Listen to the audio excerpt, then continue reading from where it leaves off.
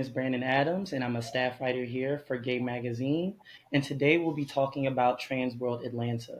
Now, TRANSworld Atlanta is a reality series focusing on four Black transgender men, their lives, careers, and relationships.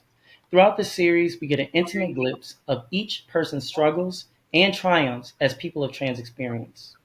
This is a series that is the first of its kind to not only center and highlight, but normalize the stories of transgender men, women, and gender nonconforming people in such an autonomous and authentic way. Today, we have Raquel Thomas, who is the creator and executive producer of TRANSworld Atlanta and the recipient of the Pioneer Vision recognition at the Trans Life Awards. And we also have Malik Brown, who is the producer and cast member of TRANSworld Atlanta, as well as the pioneer of resilience recognition recipient at the Trans Life Awards. We're happy to have y'all. Thank Thank you. you. Thank you. We're happy to be here. Yes. So, just kind of the words that I said, TRANSworld Atlanta is definitely, for me, when I was viewing it, one of the first of its kind. So, I really want to know, how did that process begin in terms of the ideation of the show and then the execution of the show from which we see now? I identify as lesbian, and it came to me in a dream. I'm a creator, I'm a filmmaker, and I was kind of in a season of just asking God, what should be my next project? I want to tell a story that matters. I want to tell a story that changes lives. And literally, it came to me in a dream, and I wrote a couple of notes down. And when I woke up that morning, I sent Malik a text, and I said, I need to talk to you. I need your help.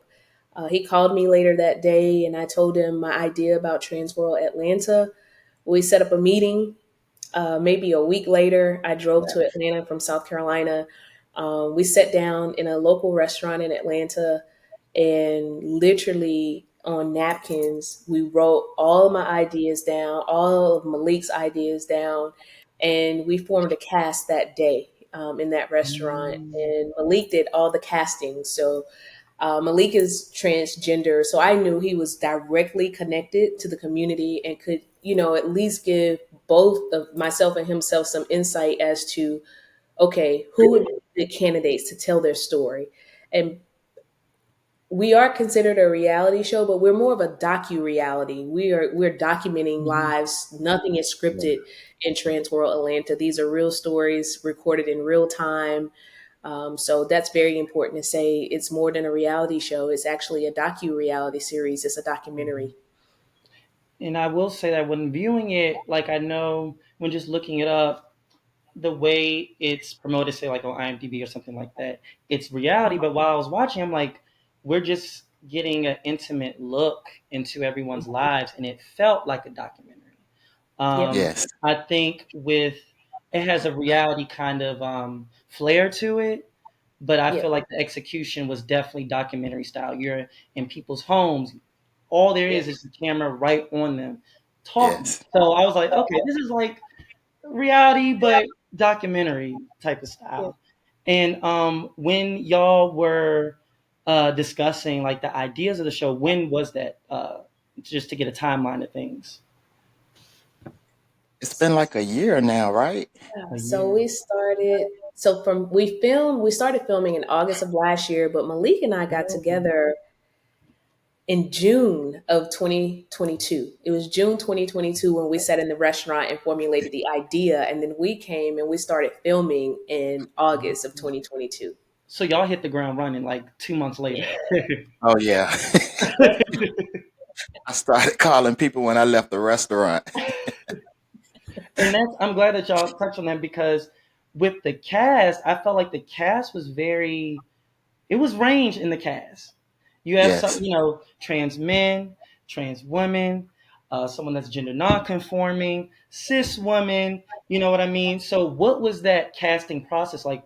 Were most of the people that you already knew, or So when Raquel told me her dream, her idea, I already knew who I would call because of their Mm-hmm. unique stories.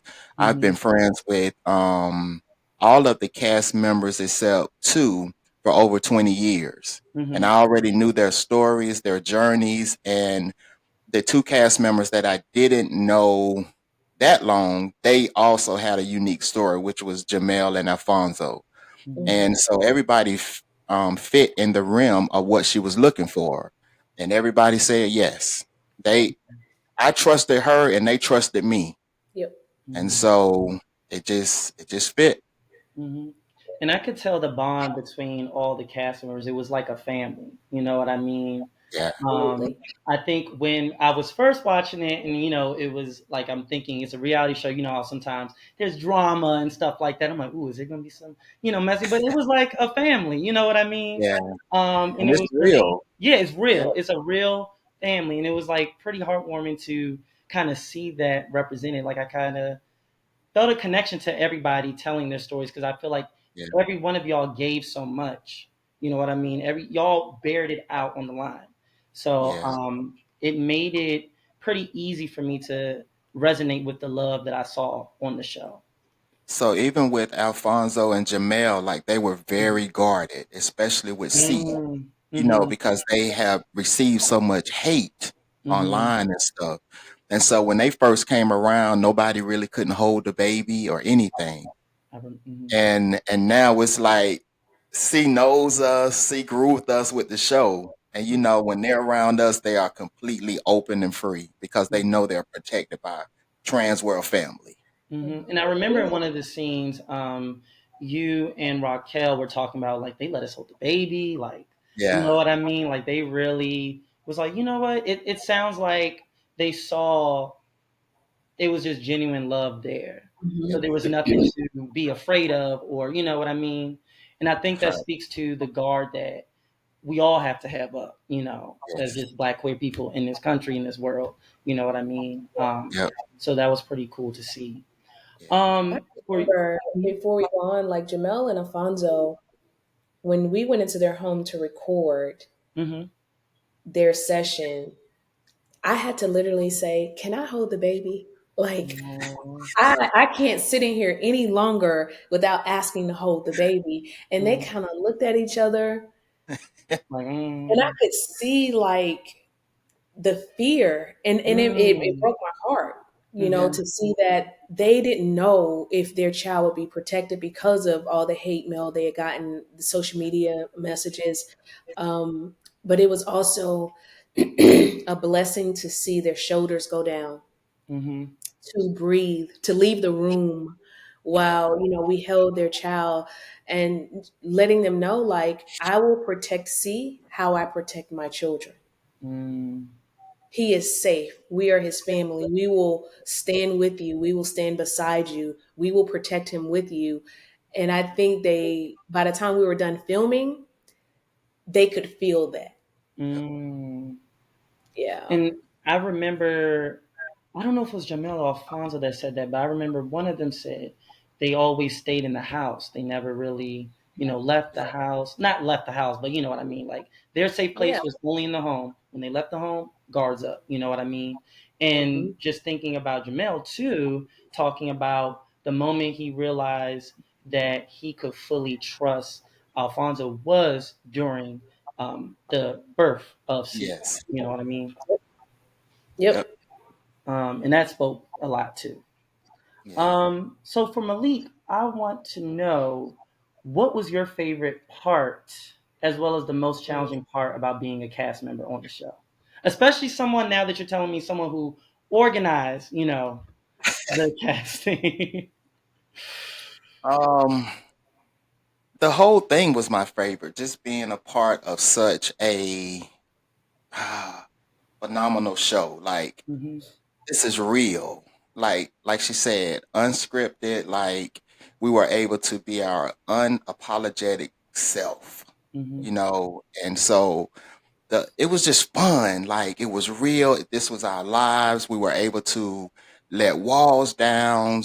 Just I don't have like one specific favorite part hmm of the show. I love the show, and not just because I'm a part of it or on it. Even if I was a viewer, like we are representing our community. Mm-hmm. And we have this thing where we say it's for us by us. Mm-hmm. And we truly mean that, you know. So I'm just I'm just excited about the response that we're getting. You know, like people are leaving dissertations on our Facebook on Mm. how much they've learned and how they love the show. Like Mhm. if you was to go to our social media pages on Facebook, like Mm-hmm. it's paragraphs Yeah. from people from everywhere just talking about how, you know, this is teaching them things. They're being educated. They, you know, they're looking at their own relationships. So Las that's Vegas, New yes, York, Georgia, obviously, Florida, yes, Texas, Iowa. We've had people from all over the country leave us yes, messages. Yeah. yes. So that's it for me. If we could help but one person, then we would have, you know, done what we set out to do. And Mm-hmm. so that's my whole thing, you Mm-hmm. know. So it sounds like the I'll whole tell experience. you what was probably not his favorite part and the rest of the cast Uh, is uh, filming for 10 to 12 hours. They didn't Yeah.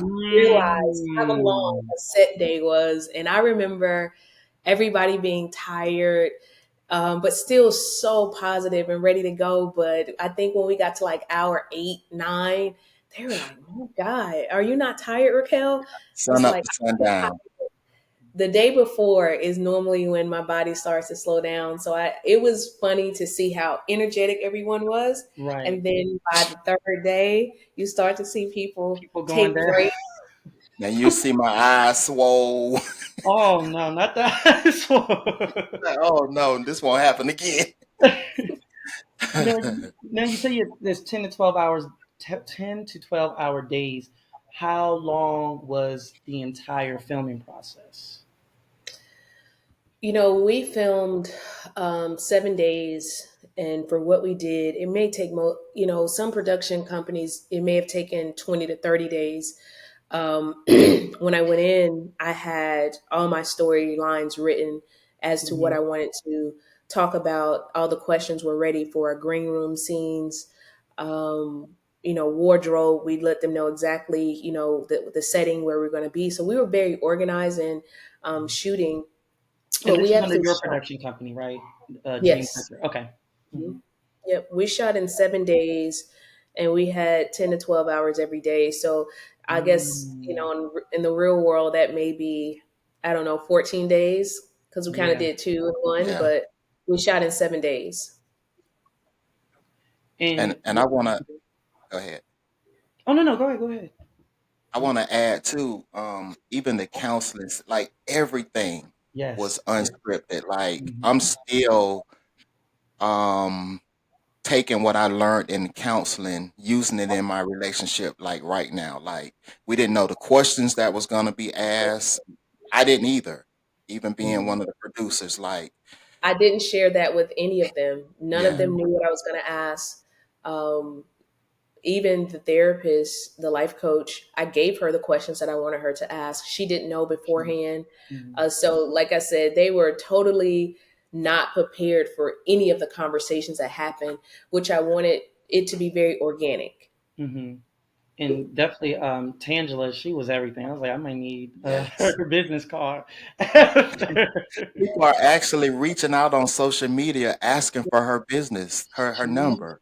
was really Yeah, good, and I also like, she did the count. She had the counseling aspect, but she also knew how to turn up at the yeah, end with everybody, and it really felt like, I view her as a part of the cast. Yeah, yes, Yeah. absolutely. yes. Mm-hmm. Definitely. Absolutely. I guess he spoke to the challenges. Were there any other challenges to producing the series? I think as an executive producer, Mm-hmm. when you're a creator, filmmaker, I was the director on set, but I think if I could tell any filmmaker in particular, the financial pieces of putting this thing together, it Mm-hmm. cost us roughly about $55,000 to do TRANSworld. And as an executive producer, you have to come up with the money to do it. So I think if there's any challenge for a lot of us that are creating independent films, independent documentaries, is the financial piece, making sure that you can afford to shoot what you have visualized. So it was not a challenge, but certainly one of the more um, pressured pieces of filming, making sure that you had the Mm, financial stability to film what you set out to film. mm, that definitely makes sense. Um, so for Malik, for those watching this right now, can you shed a little bit of light on your journey transitioning as a Black trans man, and also what advice you would give in that journey? So my journey started in 2014. Mm-hmm. That's when I had my top surgery. Mm-hmm. Um, and I didn't medically transition until 2017 because I already kind of naturally looked like a boy. And so I thought maybe I could just, have top surgery and just fly. But I started getting more irritated by people misgendering me. In my mind, I was already a guy. Mm-hmm. But it got to the point to where we would go out to eat or whatever, and someone would say, "Well, miss, what would you have?" Mm-hmm. And I started cringing inside, and I wanted to say, "Do I look like a fucking mister you?" Right, You right. know. And so at that point, I knew that I needed to start doing my research and prepare to start medically transition. Mm-hmm. I had several brothers that had already transitioned before me, so I had help on that end. But it was a challenge because at the time I was married to a cisgendered woman Mm-hmm. who did not fall in love with a trans man. Mm-hmm. And so us having our own other issues that elevated um, where we were in our relationship. So that was a challenge. So I went on to transition. Um, what I can say is I have not had a difficult transition. I know everybody can't say that. The support from my family has been 1,000%. I got your back. Mm-hmm. My mom flew down here when I had top surgery to be with me. We never really had a discussion about it. We didn't have to because they love me for me. Mm-hmm. I do have he'll be 31 on Friday, a 31-year-old child, a son Mm-hmm. that I birthed. Um, his pet name for me is Malik.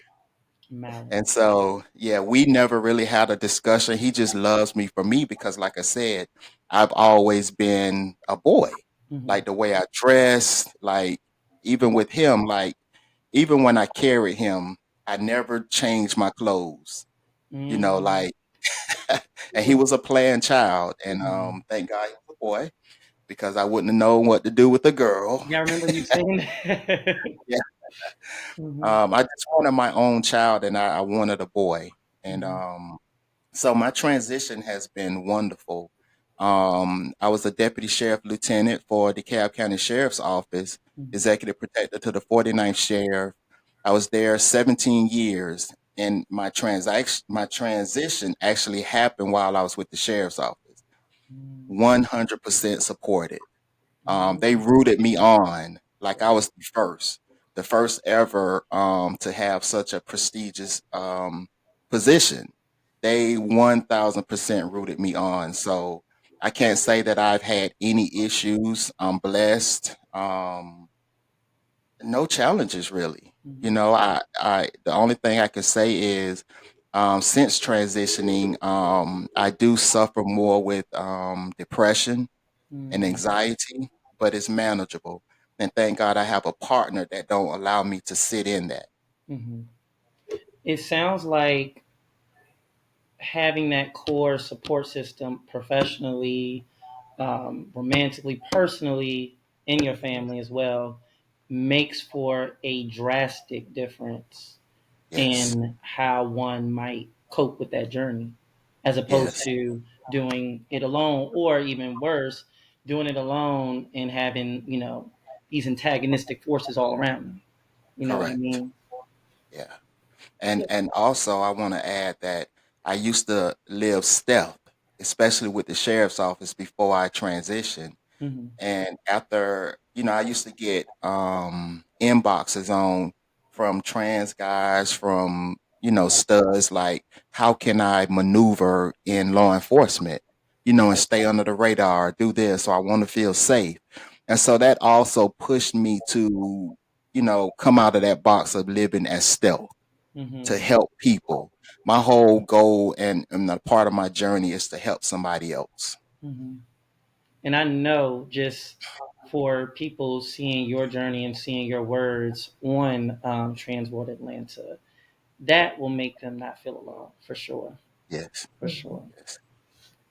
Um, so, in what ways, especially Black people in the community, especially Black cisgender people, in what ways can we start to normalize people of trans experience? Because it sounds like once people get to know you, or just using you as an example, there's no like qualms. There's no like, oh, you're different. Like you're a person.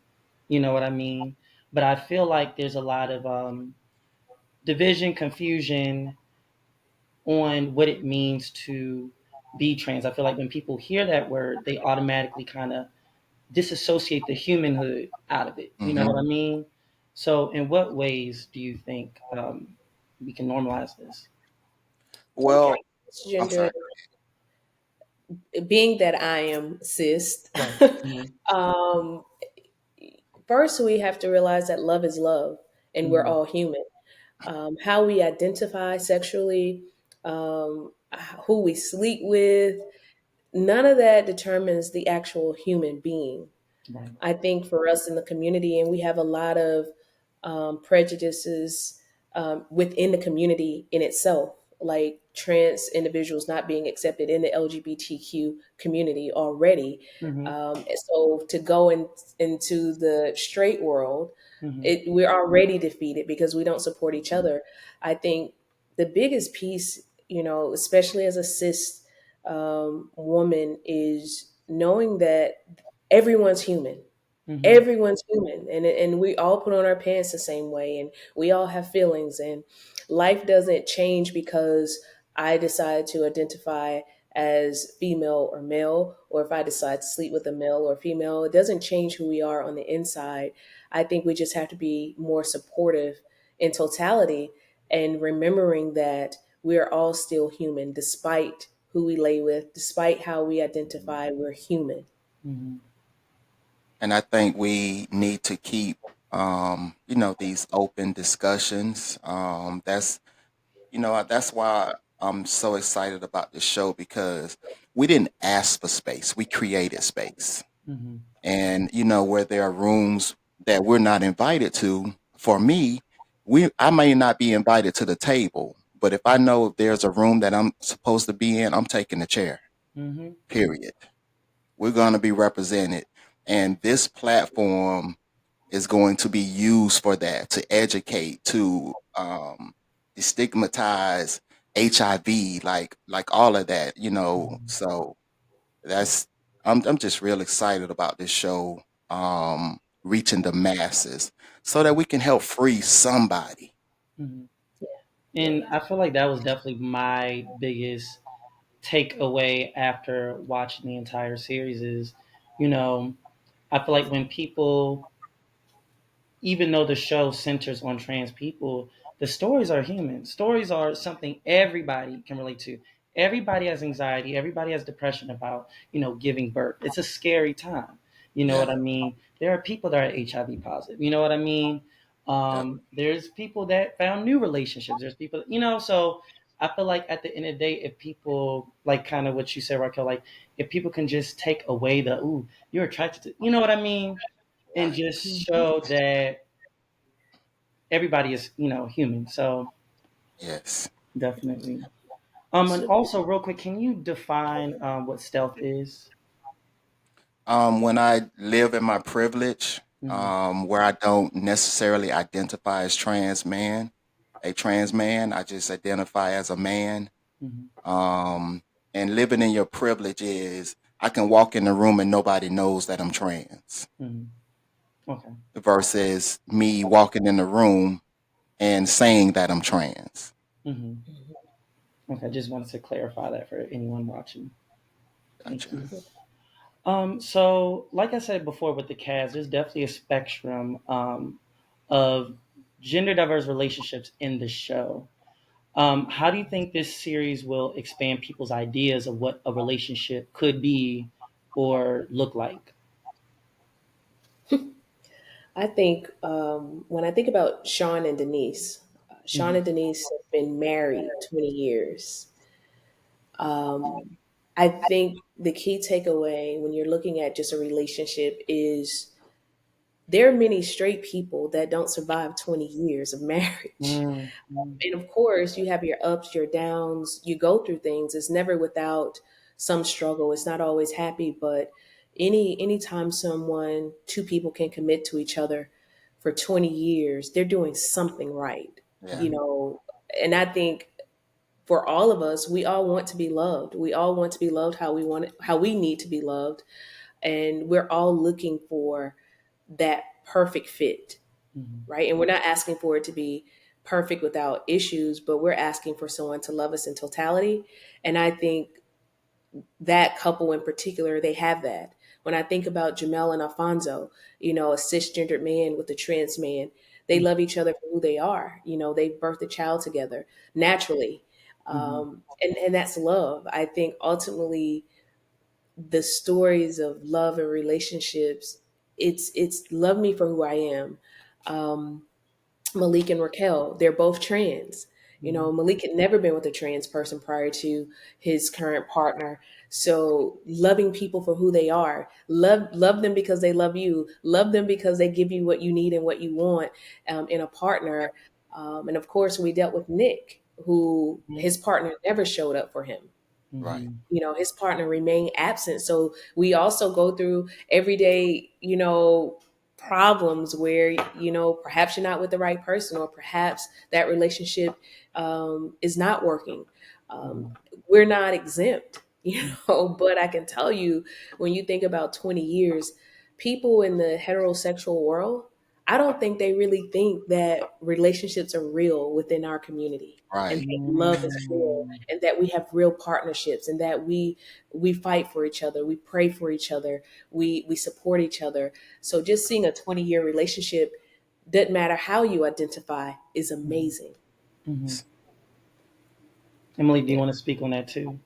I mean, she basically said everything. I mean, love is love. You can't help who you love, and people would rather try to erase us than to look at us and say, "Wow, they really love each other." Mhm, It's almost like I always speak about the SB 140 bill, and I compare it to abortion. Why is the government in our house? mm, You don't like let us live. What we do shouldn't affect you. We just want to be treated equally. mhm. Yeah. Period. Definitely. I feel like even with the in the show, I feel like the biggest component I saw between, or the biggest thing I feel like that made these relationships work was definitely the love and communication. I feel Communication. like it was like, I love you, so you are worth me fighting for. You know what I mean? Yeah. So I feel like those two elements is kind of what I saw in these secure relationships. To be honest, Yes. secure and consistent relationships. Yep. And it's That's even it. a friendship, in Mm, any relationship that lasts 20 years, 10 years, 15 years, it's love and communication. mhm, And I think that's the key to almost every successful relationship, is love and communication. mhm. Um, So with so with the black church often excluding people in the LGBTQIA community, um, Mhm. it was refreshing to see spirituality as well as religion kind of be like a resonant theme, because I feel like that's not necessarily always connected with black queer community. So was that intentional? Was that organic? Yes. Absolutely. Hmm. Yes. Absolutely. When I met with Malik, I said, we got to show that we love God too, that God Hmm. loves us too. Yes, it was very intentional to show our praise and our worship, and to show that it's no different than anyone else. Yeah. Trust me, you can't make up a praise like that. Y'all were shouting, y'all were dead. Listen, Mhm. you can't make up a praise like that. Yeah. We just flowed. We knew the cameras was there, but once we got into service, like they were no longer there because Hmm. Yeah. we forgot they were there. Hmm. The cameras moved around, so it wasn't like the cast knew exactly where the cameras were Yeah, throughout the entire service.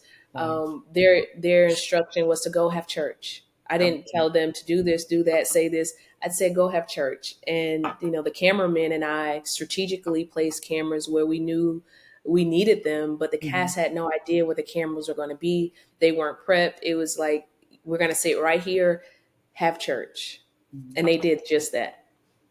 and that's another thing I love how organic everything was. Like Right, right. just flowed. Yeah.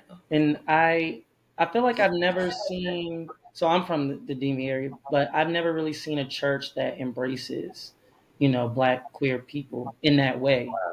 So Oh yeah, that was a first for me seeing that, and everyone I can tell everyone literally felt comfortable. I never really. That's the reason why I'm not in a church like that. yeah. We So. have several black affirming churches here in Atlanta. Several. Mhm. And the pastors at Vision, which was the church we Vision were at, Cathedral. Vision Cathedral, the pastor and his husband have been married for 20 years. Yes, They've Mm, been married for 20 years. So, um, who not better understand their struggle right. than our struggle than them? Hmm. yes, and they have two adopted children as well. Hmm. And Yeah. did you all know the leadership there at Vision Cathedral, or is just a very known church in Atlanta? Two of our cast members knew them, and one of our cast members happened to be a member of that church. But we had two cast members that were very familiar with the pastor and his family. Okay. Yes, my other half, Raquel, she's one of the founding members of Vision. Oh, and yeah, she's an ordained elder as well, right? Yes, Okay, I remember that. So recently, especially since 2021, with trans people kind of gaining more representation and agency, why do you think there's been an influx of anti-trans legislation and just more and more transphobic rhetoric in reality on not reality television, but reality In the real world. in the real world? Yes, in the real world, virtually social media. Um, why do you think that is? for me, I don't think it ever stopped or is Mhm. going to stop. Mhm. Again, I just think that they would rather erase us Mhm. than just simply allowing us to exist. So I never saw a slowdown in it. Mhm. So, with the new bills, that wasn't a shock to me. It's Mhm. going to continue to come. So we got to continue to combat against it, Mhm. so we can live freely and be treated equally. Mhm. I think, I think it really, I don't think there was such a light bulb on the community until Obama decided to make it so that soldiers didn't have to hide anymore. I really think that's where it started. I think for a Mm. long time it was a secret. Nobody knows. We don't have to talk about it. Let's just be quiet. I think when Obama opened up that can and said, you know what, they shouldn't have to hide. If they want Mhm. to be open and be in the military, it should be okay. I think after that, the Republicans kind of decided that, hey, no, this isn't okay. Mhm. Who told him he could do that? We don't want that. This is our country, so on and so forth. So I think that's where it started. As quiet as it's kept, I don't remember, and I'm in politics, I'm a commissioner. Mhm. I do not remember it being a big deal until Obama did that. Mm. And I could be wrong, but I just don't remember hearing it. I don't remember people talking about it. It was just a secret, Mhm. which is why people got to live in Steph. Mm. Mm, Nobody was checking. Nobody was worried because if you could hide, fine. But the reality is, you shouldn't have to hide. Right. You should not have to hide who you are. I think now is becoming more of an issue because now you have more people standing in their truth. You Mhm. have more people who are supporting their children, who have come to their parents to say, "Hey, mommy, I don't feel like a boy, I feel like a girl," and parents supporting that. I think now people are just more vocal. It has always been there, but I think it really started to become public when Obama said, "Hey, our soldiers do no longer have to live in this don't ask, don't tell world."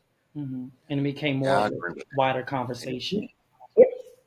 And do you feel like there's a, because I just feel like with all these resources, all these talks, do you feel like there's just a level of some people just don't want to learn? Yes. that. Of Because that's course. what I just, yeah, go They ahead, don't want us to Carrie. exist. So That's why TRANSworld Atlanta exists, Mhm, because we wanted to educate people. We wanted you to stop assuming.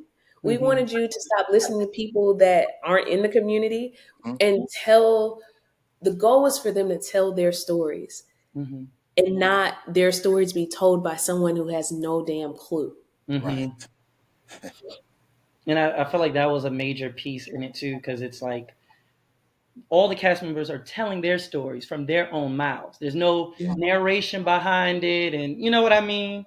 Um, Yeah, because I get yeah. irritated when I see some of these movies now where they're casting cisgender people for Mhm. transgender roles. Mhm. Yep. No. And I have a double standard with that. I see it from both spectrums. As a creative, an actor is an actor. If an actor can Right. pretend to be this, why can't he or she pretend to be that? So I think when you look at it as a creative, Mhm. actors have range to be whatever Mhm. and Yeah. Mhm. whoever. So I see it from both perspectives, especially I one of my other cast members brought that to my attention. I said, "Well, I don't agree." And she was like, "What do you mean you don't agree?" I said, "I don't agree." Actors are asked to be every day someone they're not. Mhm. Every day. That's their job. So I think it just depends on how you think about it. And I try to be fair across the board, but Mhm. actors are asked to be everything. And it's not limited to a box of you can't be this or you can't be that. Great actors are asked to do it all. Mhm. Do you think the reality of it is though, like there's more of a onus or more of an importance for trans actors to play trans people, if that makes sense? No, because trans actors also are allowed to play straight roles. That's like saying a Mhm. trans person can't play a straight role, which means they really wouldn't have a lot of work. Oh well, more so. I'm meaning, say on the billing and stuff, the character is a trans person, but more of an Mhm. onus for a trans person to take that role instead of a cis person is what I mean.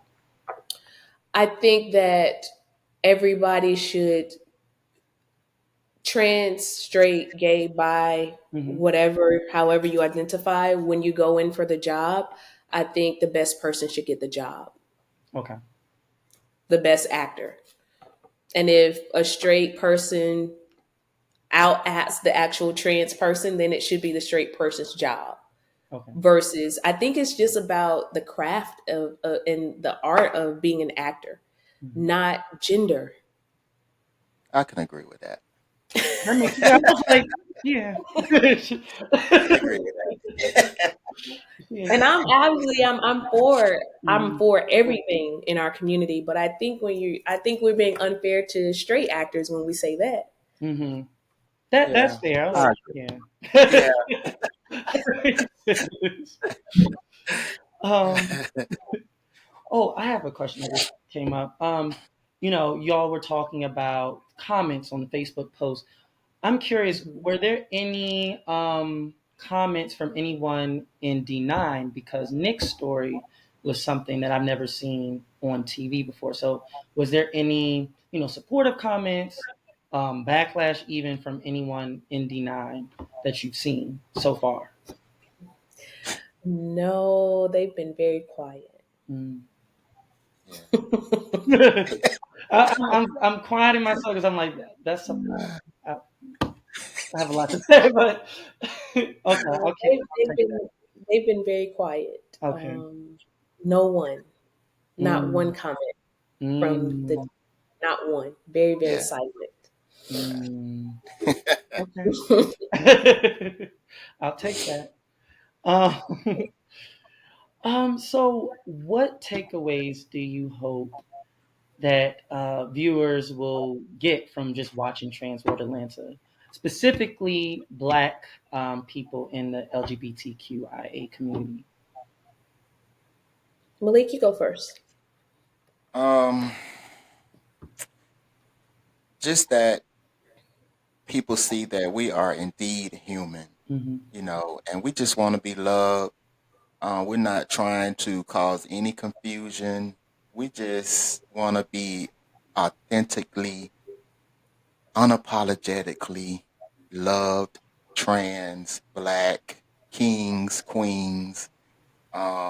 I want them to take away that, you know, you can live with HIV and still be okay. It's not something that's I'll touch your hand and you're gonna catch it. Like, um, I can be trans, and if I stand by you, you're not gonna catch it. Hmm.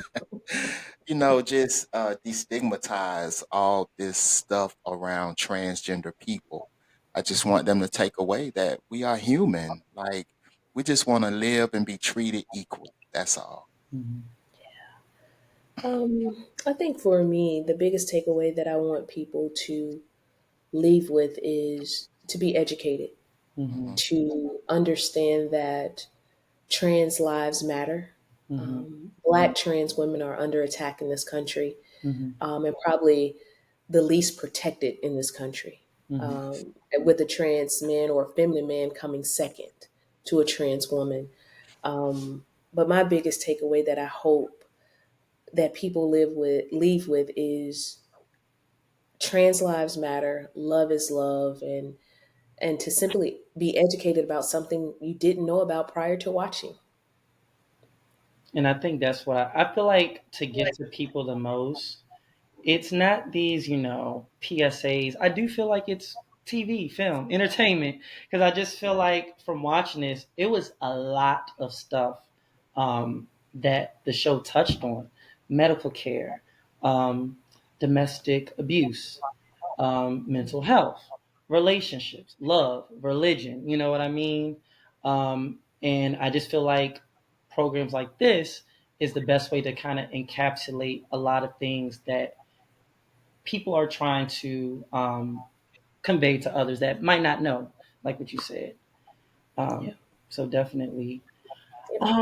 And I'm excited for this question. Where do you see Trans World Atlanta in the future? Any additional seasons, a different city, maybe DC? I don't know. Um, as a creator, as a filmmaker, Mhm, my goal is to obviously franchise Transworld, mhm, Transworld Atlanta, Transworld Miami, Transworld New York, Transworld LA, Transworld DMV. mhm, I just spoke with one of my sisters that live in the DMV and was like, when you bringing this thing to DC? Um, mhm. Gotcha. the goal is to franchise because there's so many stories that haven't been told, so much more for I think the world to learn. And it's not just for our community, but it's also for parents of transgender children, Mm, siblings, brothers and sisters. They need to understand too. mm. They're on the front line, They are. whether we like it or not, whether they're supportive or not. They're on the front line. Um, so I think the end goal is to continue to educate and to spread it around the country, and sharing different stories, in different major cities across the country. Mm. Millie, do you have any vision for the future? Listen, that is the vision.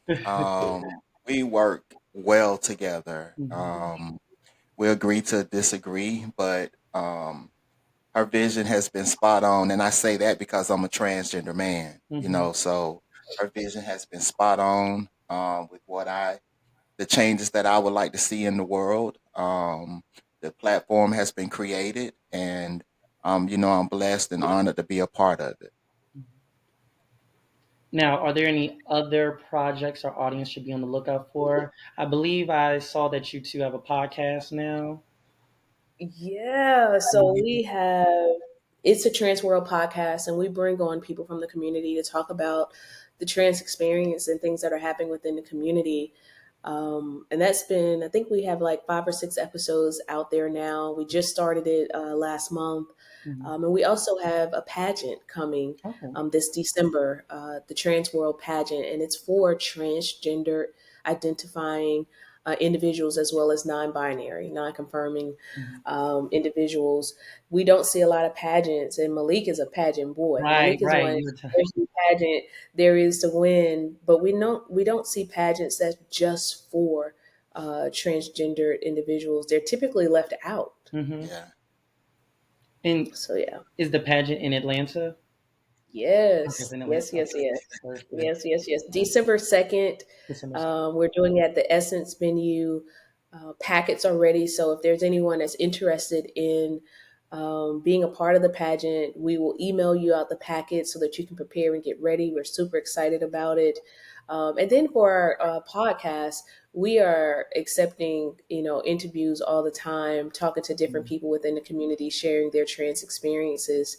Mhm. So we're wide open right now, trying to really brand Trans World, but the right way, Right. around positivity and not the drama that people are accustomed to seeing on reality TV. We want to show that we're people, we're educated, we are lovers. We're all the things that make this world a great place. Right.